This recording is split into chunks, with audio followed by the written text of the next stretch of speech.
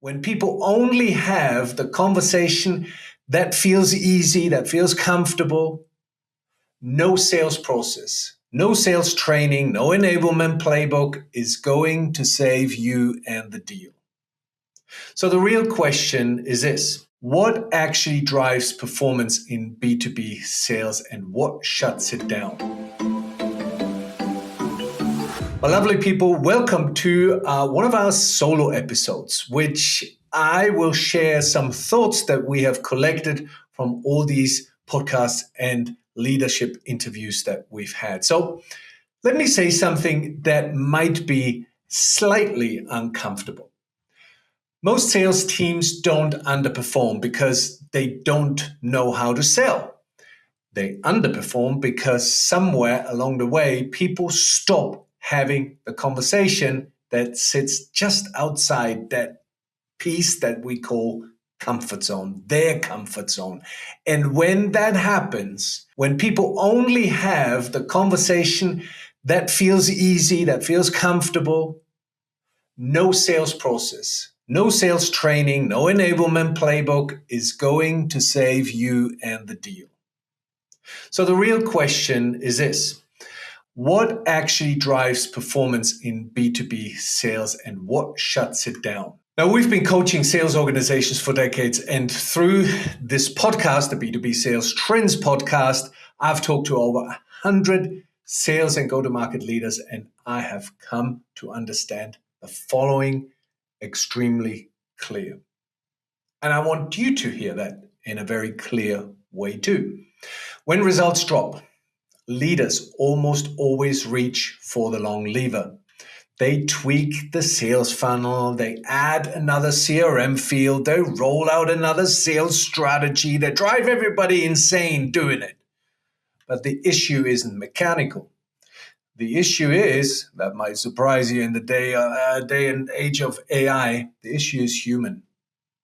Because selling, especially B2B selling, is a psychological sport.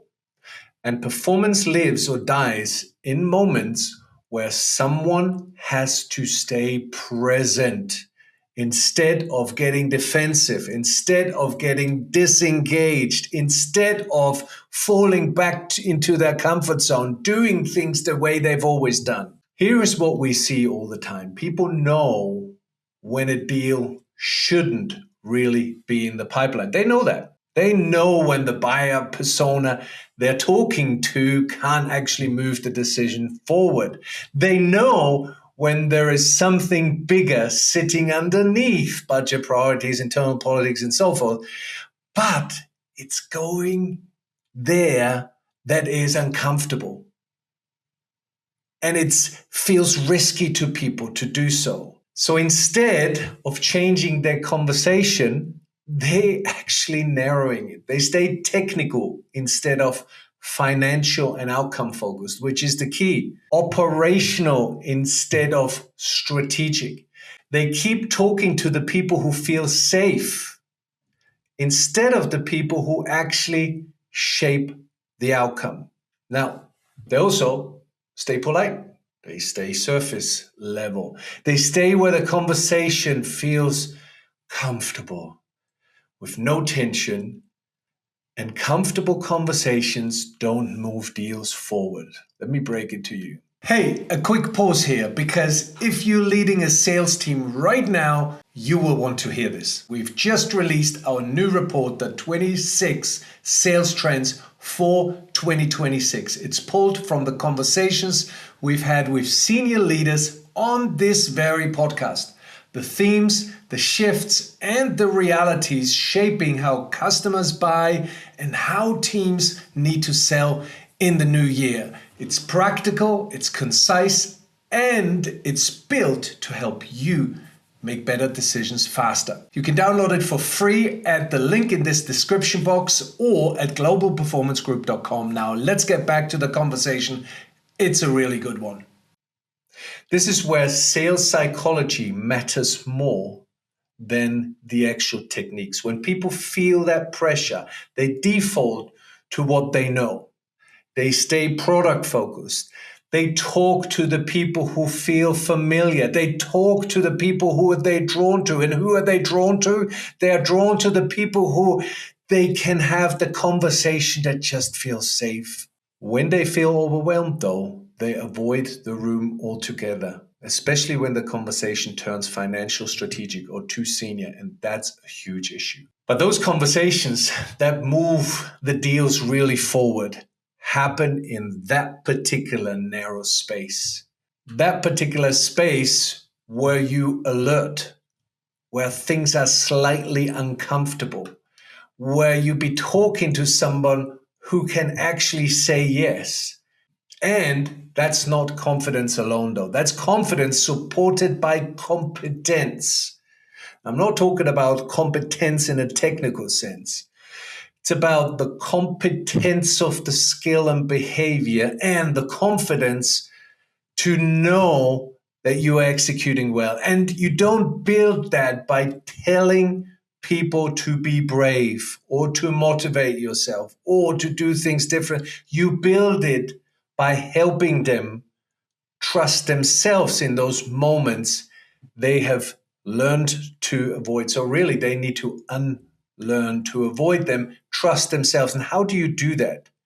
You do that by relentless and deliberate practice so people can gain that confidence to engage. So let me reframe something for you. Psychological safety isn't about comfort. It's about whether people feel capable of staying in the conversation when it would be easiest to do something different and it would be easier to escape it. High-performing sales teams, and we've talked to many go-to-market leaders, and they're all saying the same. Different industries, by the way, they're all saying the same. High-performing sales teams aren't fearless. They're leaning in despite that fear and engage the customer on outcomes so they can create impact, so they can have economic value. They have learned how to stay present long enough to ask the questions that actually really matter, to provide those insights that shift somebody's thinking, to provoke a new need. Remember, it's not about finding out needs. It's about provoking and generating new needs in order to take the conversation to the next level. Here's the truth. Performance doesn't improve when people feel watched. It improves when people feel trusted. So let me leave you with one question to sit with you this week. Where are you avoiding a conversation because it feels uncomfortable, even though you know it matters and you know you should be outside of your comfort zone and you know you should be engaging on outcomes and on financial matters and so forth? You know all that. What are these conversations, however, that you keep avoiding?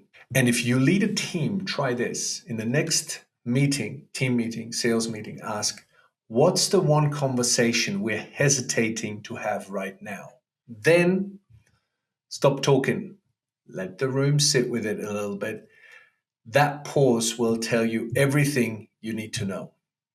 If this episode made you rethink how performance really works in B2B sales, share it with somebody who leads people and wants to learn more about it. Subscribe wherever you're listening, watch us on YouTube, or visit the B2B Sales Trends.com site. And until the next time, my lovely people, look after yourself, your loved ones, and of course, your B2B customers. Bye-bye. If you'd like to put yourself or someone you know forward to be a guest on our show, there is a quick form in the show notes to complete. It only takes a minute and it helps us to find voices and opinions that shape the future of B2B selling. Thank you. We appreciate it.